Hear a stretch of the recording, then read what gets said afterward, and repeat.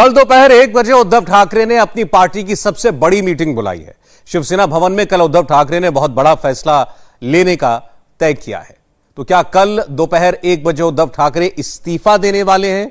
इस वक्त मुंबई में एनसीपी चीफ शरद पवार और उद्धव ठाकरे की एक अहम मीटिंग, अर्जेंट मीटिंग चल रही है। मीटिंग में शरद पवार की पार्टी के सारे बड़े नेता मौजूद हैं।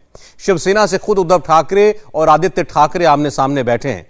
एनसीपी को करीब करीब यकीन हो चुका है कि महाअघाड़ी सरकार अब बचने वाली नहीं है। कल और आज मुंबई में जो कुछ भी हुआ वो शरद पवार के यकीन की बहुत बड़ी वजह है। पहले दिन जब मुंबई से शिवसेना के करीब 30 विधायक सूरत गए, फिर सूरत से गुवाहाटी, तो लगा कि उन्हें एकनाथ शिंदे अचानक लेकर के चले गए।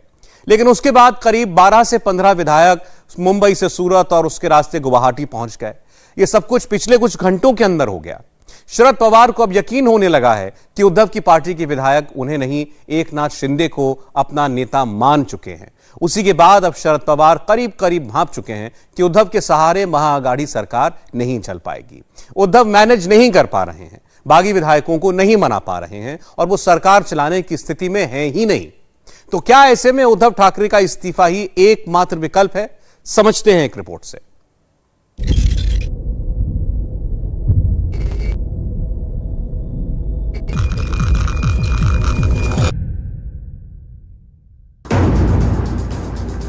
शिंदे बाजी मारेंगे या उद्धव खेल बिगाड़ेंगे? महाराष्ट्र की सियासत में अगले 24 घंटे में कुछ बड़ा होने वाला है।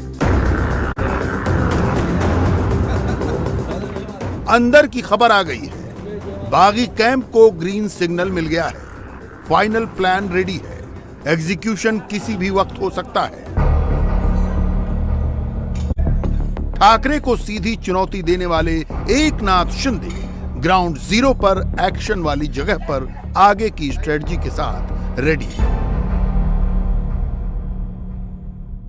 एकनाथ शिंदे गुवाहाटी में बैठकर मुंबई में उद्धव ठाकरे की जड़ें हिला रहे हैं।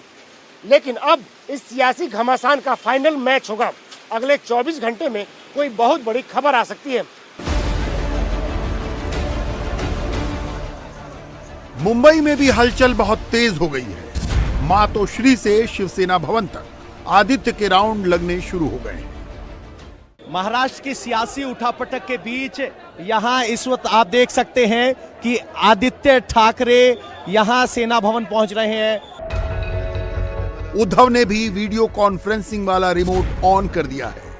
महाराष्ट्र के डी डे से पहले उद्धव ने 48 घंटों के भीतर दूसरी बार इमोशनल कार्ड खेल दिया है।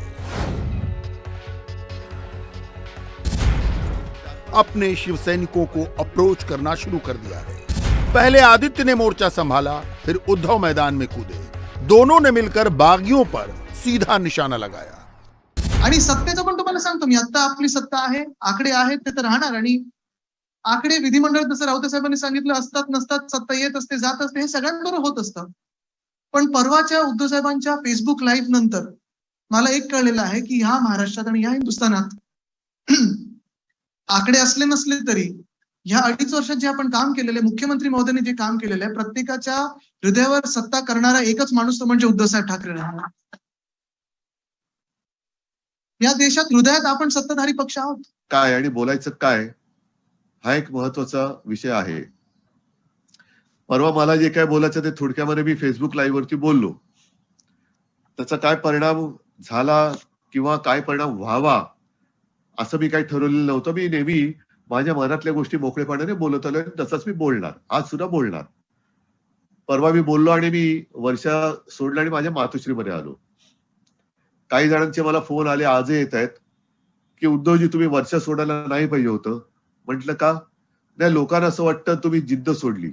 म्हटलं मी जिद्द सोडणाऱ्यातला नाहीये, मी मोह सोडला, पण जिद्द नाही सोडणार मी कधी, जिद्द नाही सोडणार। आणि ज्या गोष्टी आपल्या नाहीतच त्या सोडायचा मोह हा असू नये का? की त्या सोडून देतोय, त्या सोडायचा माझा मोह आहे। त्या सोडल्या, ज्या वास्तूत किंवा ज्या पदावरती स्वप्नात सुद्धा नव्हतं मी कधी। उद्धव ने एक बार फिर रिपीट किया है, उन्हें सत्ता का लोभ नहीं था, इसलिए वर्षा छोड़कर मातोश्री आए। उद्धव ने बागी विधायकों पर भी डायरेक्ट असॉल्ट किया है। कहा है सबको लालच देकर खरीदा गया। उद्धव ने बागी विधायकों को चिताया है, ठाकरे और शिवसेना का नाम लिए बगैर जीत कर दिखाओ, बिना उनकी तस्वीर के घूम के दिखाओ।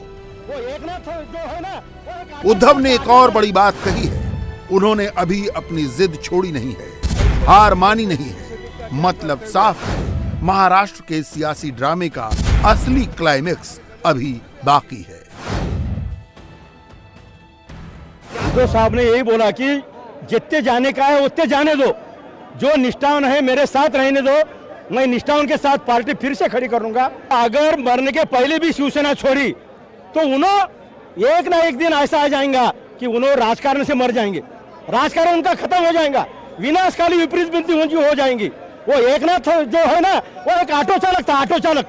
शिवसेना के नाम पे ऊपर उन्होंने बड़ापन लिया, पद लिया, संपत्ति ली, सब कुछ लिया, और उन्होंने शिवसेना के पार्टी के खंजीर खूब। जो लोग चले गए तो वो जाने दो, लेकिन जो हम हैं, जो फांदियां है, जो फांदी पत्ते गिर गए, लेकिन जो जड़ मजबूत है ये मेरे शिव सैनिक है।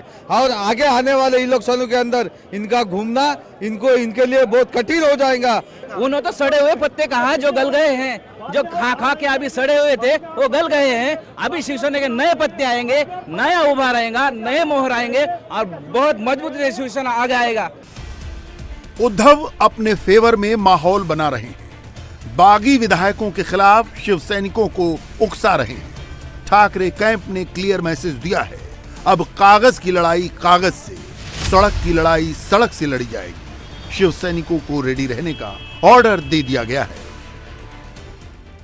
रास्ते की लड़ाई रास्ते पर, सड़क पर हो सकती है, हो जाएगी।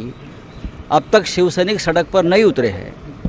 चाहे कितने भी लोगों को आप खरीद लो, दबाव डालो, लेकिन कानून की लड़ाई, कागज की लड़ाई और सड़क की लड़ाई दोनों में हम जीत जाएंगे। सोचिए, संजय राउत दोपहर में सड़क पर उतरने की धमकी देते हैं और ठाकरे कैंप में शामिल शिव सैनिकों का तांडव अलग अलग इलाकों में शुरू हो जाता है। उद्धव ठाकरे की आगे की स्ट्रेटजी सिंपल है, इमोशनल कार्ड खेलो और शिव सैनिकों के एक बड़े हिस्से को अपने पाले में लो। जबकि दूसरी तरफ ठाकरे कैंप में शामिल बाकी नेता बहकाकर, भड़काकर, उकसाकर शिंदे और बागी विधायकों के खिलाफ प्रेशर टैक्टिक्स पर काम कर रहे हैं। उधर शिंदे कैंप खुलकर कह रहा है कि उद्धव सरकार अल्पमत में है, उनके विधायकों को डराने की कोशिश की जा रही है, लेकिन वो पीछे हटने वाले नहीं हैं। लेकिन अगर कोई उनका संवाददाता ऐसे बोले कि हम लोग रास्ते पे लड़ेंगे आपसे, तो रास्ते में लड़ने के लिए इंडिया में कॉन्स्टिट्यूशन है, इंडिया में लॉ एंड ऑर्डर है, तो ऐसा बोलते हैं तो ये बात अच्छी नहीं है, अपने महाराष्ट्र के कल्चर के लिए अच्छी नहीं है। फिर आप सड़क पे आने की बात क्यों कर रहे हैं? आपको रूल करना है महाराष्ट्र पे, आपको महाराष्ट्र की प्रगति करनी है, तो जो लॉज है वो हर किसी के लिए सेम है। तो आपको उसमें एक इनिशिएटिव लेना चाहिए कि कैसे पीस बनाई रहे, और आपको देखना है कि इससे सॉल्यूशन कैसे निकले। जब तक ये ऐसी भाषा चलती रहेगी कोई भी नहीं आएगा मुंबई में। धमकियों के उलट गुवाहाटी में बैठे बागी विधायक अपने प्लान को अंजाम तक पहुंचाने वाली स्क्रिप्ट पर काम कर रहे हैं। इस नूरा कुश्ती में सबसे अहम सवाल है कि क्या महाराष्ट्र विधानसभा में फ्लोर टेस्ट होगा? अगर शिवसेना के बागी विधायक अयोग्य घोषित कर दिए जाते हैं तो उद्धव को बहुमत साबित करना ही होगा। शिंदे गुट इसी रणनीति के तहत आगे बढ़ रहा है और असर महाअघाड़ी कैंप में दिख रहा है। आप किसी के भी ऊपर नो कॉन्फिडेंस जता सकते हैं, लेकिन वो मंजूर होना चाहिए ना। ऐसे तो मैं 32 साल हो गए विधायक हूँ, बहुत दफ़ा स्पीकर के बारे में, डिप्टी स्पीकर के बारे में, सभापति के बारे में, उपसभापति के बारे में ऐसा प्रस्ताव आता है और बाद में विड्रॉ भी हो जाता है, कभी कभी मंजूर हो जाता है। आगे की सियासी स्क्रीन प्ले में 4 किरदारों का रोल बहुत इंपॉर्टेंट है। नंबर 1 एकनाथ शिंदे, नंबर 2 महाराष्ट्र विधानसभा के deputy speaker Narhari Zirwal, number 3 राज्यपाल भगत सिंह कोश्यारी और नंबर 4 बीजेपी नेता देवेंद्र फडणवीस। फिलहाल एकनाथ शिंदे गुट और ठाकरे कैंप दोनों की नजरें किरदार नंबर 2 यानी डिप्टी स्पीकर नरहरी जिरवाल पर टिकी। शिवसेना की तरफ से शिंदे गुट के जिन 16 विधायकों की सदस्यता को रद्द करने की मांग की गई है, उनकी लिस्ट डिप्टी स्पीकर को भेज दी गई है। लेकिन इसमें भी एक पेच है, क्योंकि बीजेपी समर्थक 2 निर्दलीय विधायकों ने विधानसभा उपाध्यक्ष को चिट्ठी लिखकर कहा है कि खुद उन्हीं के खिलाफ पहले से अविश्वास प्रस्ताव दाखिल है। ऐसे में उन्हें विधायकों के खिलाफ कार्रवाई करने का अधिकार नहीं है। इसका मतलब यह हुआ कि विधानसभा उपाध्यक्ष के खिलाफ ही अविश्वास प्रस्ताव की तैयारी शिंदे गुट करके बैठा है। अब सवाल यह है कि आगे क्या होगा। इस सियासी पिक्चर के मुख्य किरदार एकनाथ शिंदे हैं। शिंदे का दावा है कि उनके साथ 50 से ज्यादा विधायक हैं। उन्होंने 2/3 विधायकों के समर्थन का दावा किया है। शिंदे का यह भी कहना है कि आने वाले समय में पार्टी सिंबल पर भी वो फैसला लेंगे, यानी हो सकता है कि शिंदे आगे चलकर शिवसेना को ही कब्जे में ले लें। अब इसमें एक नई theory deputy CM Ajit Pawar ने दी है और ऑन कैमरा शिंदे गुट को ही सरकार में शामिल करने का हिंट दे दिया है। अरे वो शिवसेना के हैं ना, आपने भी क्या बताया कि वो शिवसेना के विधायक है, तो अभी चीफ मिनिस्टर भी शिवसेना के हैं और उनको सपोर्ट दिया है राष्ट्रवादी कांग्रेस पार्टी ने और कांग्रेस ने। तो वो बात दूसरी है कि गुवाहाटी में डेरा जमाए बैठा शिंदे गुट ऐसे बयानों के उलट आर पार की लड़ाई की तैयारी में है। फिर सवाल है कि शिंदे गुट का नेक्स्ट प्लान ऑफ एक्शन क्या है। महाराष्ट्र में सियासी पिक्चर उलझी तो मामला राज्यपाल भगत सिंह कोश्यारी के पास जाने की पूरी संभावना है। पिक्चर उलझती है तो राज्यपाल मुख्यमंत्री को बहुमत साबित करने का आदेश दे सकते हैं। पहला सिनेरियो ये हो सकता है कि शिंदे गुट खुद गवर्नर हाउस में आकर अपनी स्ट्रेंथ वाली चिट्ठी सौंप दे। महाराष्ट्र के राज्यपाल भले ही अभी कोरोना पॉजिटिव हैं, लेकिन उनका ऑफिस काम कर रहा है। राजभवन को चिट्ठी मिलने के बाद राज्यपाल कह सकते हैं कि आप ट्रस्ट वोट हासिल करो। उसमें शिवसेना की कोशिश होगी कि बागी विधायक वोट न कर पाएं। अब दूसरा सिनेरियो समझिए। शिवसेना ने जिन 16 बागी सदस्यों की सदस्यता रद्द करने की मांग डिप्टी स्पीकर से की है, उसमें वो तुरंत फैसला नहीं दे सकते। पहले डिफेक्शन लॉ के तहत नोटिस भेजना होगा। 7 दिन में जवाब देने की बात कहनी होगी। शिवसेना का आधार है कि बागी नेता शिवसेना की पार्टी बैठक में नहीं आए। ये आधार मजबूत नहीं होता, पार्टी बैठक के लिए कोई व्हिप जारी नहीं होता। मान लीजिए बागी नेता नोटिस का जवाब दे देते हैं, बावजूद इसके अगर फैसला उल्टा होता है, जिसकी संभावना काफी ज्यादा है क्योंकि मौजूदा deputy speaker Narhari Jariwal NCP से ही हैं, तो इसके बाद शिंदे गुट उसे कोर्ट में चुनौती देगा। कोर्ट में क्या आधार होगा, इसका होमवर्क गुवाहाटी में भी किया जा रहा है। मातोश्री में भी आगे वाला प्लान एक्टिव है। संख्या बल ज़्यादा हो सकता है कागज़ पे। अब ये लड़ाई जो है ये कानूनी लड़ाई हो जाएगी, लेजिस्लेटिव लड़ाई हो जाएगी। हमारे लोगों ने 12 विधायक जो है जिसने बगावत की भाषा की है, उनके खिलाफ एक्शन लेने की शुरुआत की है। उनको डिस्क्वालिफिकेशन के लिए हमारे लोग सभापति महोदय के पास गए हैं। मुझे टेक्निकल बातें ज़्यादा मालूम नहीं, मैं नहीं बोलूँगा, लेकिन ये एक्शन चल रही है। इन सब के बीच एक चीज और नोट करने वाली है। शिंदे ग्रुप ने लगातार दिखाया है कि बागी होने के बावजूद लोकल सेंटीमेंट हर्ट नहीं करना है। कानूनी तौर पर यह नहीं दिखाना है कि शिंदे समर्थक पार्टी के खिलाफ हैं। दूसरी तरफ बीजेपी से भी दूरी दिखाई जा रही है। ऐसा बताया जा रहा है कि बीजेपी का इससे कोई लेना देना नहीं, ये विचारधारा की लड़ाई है। खुद बीजेपी ने भी शुक्रवार को चिट्ठी जारी करके कह दिया कि उसका इस मामले से कोई सरोकार नहीं। आपने सभी ने देखा है, सब रिलीज हुआ है। उन्होंने जो हालात थे वो बताए हैं। उन्होंने बताया किस तरीके से सारा जिम्मेदारी दी गई थी, पूरा भरोसा जताया गया था, और उसके बावजूद भी अगर इस तरीके का काम हुआ है, वो जनता देख रही है कितनी गलत हुई है। उनका ये कहा जा रहा है शिंदे कैंप की तरफ से कि आप लोग के पास नंबर्स नहीं, मेजॉरिटी दूंगी, मैं उनका जवाब नहीं दूंगी। वो किस तरीके से कह सकते हैं मेजॉरिटी है या नहीं, जो उनका खुद का जो पोजीशन है लीगली टेनेबल नहीं है। वो कह रहे कि कार्रवाई वो कार्रवाई करना चाहते हैं। रिपीट करूंगी, जो चीज़ लीगली टेनेबल नहीं है मैं उसका जवाब नहीं दूंगी। एक आखिरी सवाल, आप उद्धव जी ने ये भी कहा कि हम दोबारा खड़े होंगे, उस बारे में बताइए। बिल्कुल होंगे, मैंने पहले भी कहा है, ये पहली बार नहीं हुआ है। शिवसेना जब जब इस तरीके की बात हुई है, शिवसेना और जोश से उभरी है और जीत कर आई है और यूनिफाइड है और यूनिफाइड रहेगी। चंद्रकांत पाटिल का एक बयान है कि इस पूरे प्रकरण से बीजेपी का कोई भी लेना देना नहीं है। आप शिवसेना मैं क्या इसका जवाब नहीं देना चाहती हूँ।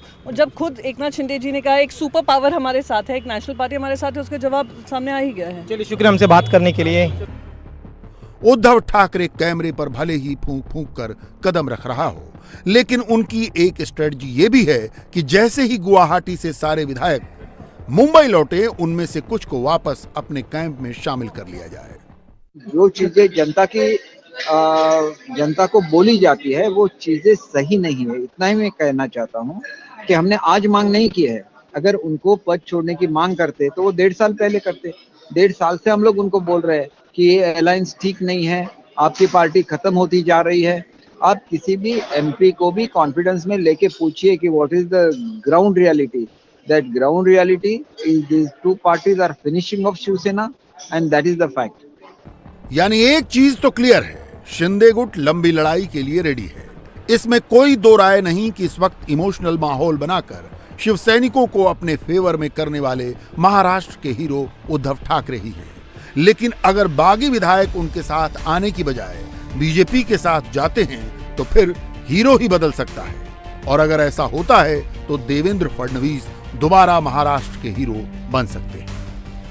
इंडिया टीवी हर वक्त हर जगह डाउनलोड करने के लिए सर्च करें India TV news Google play store या ऐप स्टोर पर।